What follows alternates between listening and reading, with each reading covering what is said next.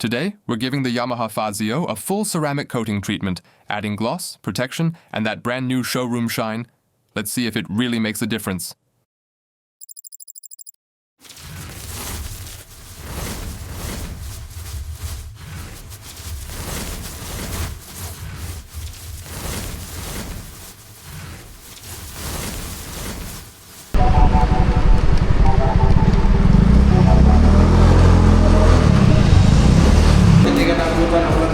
Ah, buti nga eh.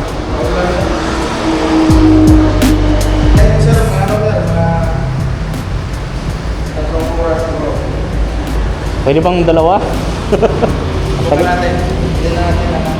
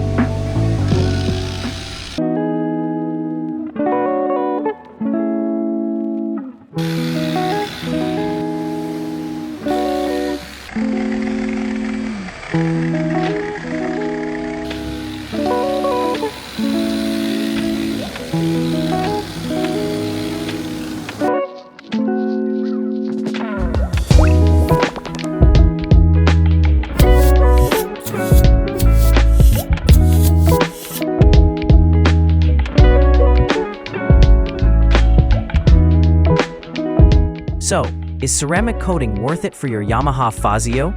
Absolutely. You get long-lasting shine, better protection, and that premium look every time you ride. For me, sulit na sulit.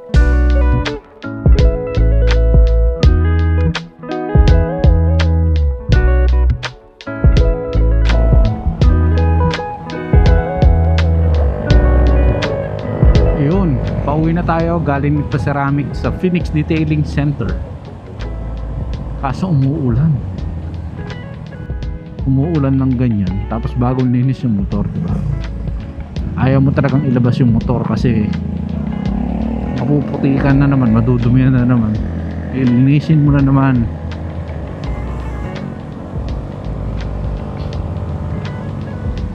Testing din pala natin itong DJI mic mini dahil yung DJI mic to napakalaki dito sa loob ng helmet. Musta kaya ang wind noise ng helmet na to? Feeling ko mas tahimik tong helmet na to kasi mas hindi ko na masyadong naririnig talaga yung wind noise eh.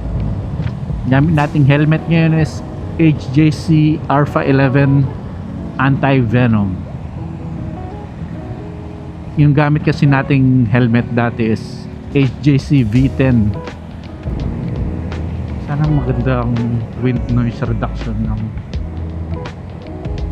DJI mic para malaman natin kung clear talaga yung boses natin. Ang gain natin dito is negative 12. Siguro naman pwede na yun kasi yun na yung second. Wala kasi itong kagaya nung sa DJI mic 2 na may 32-bit float.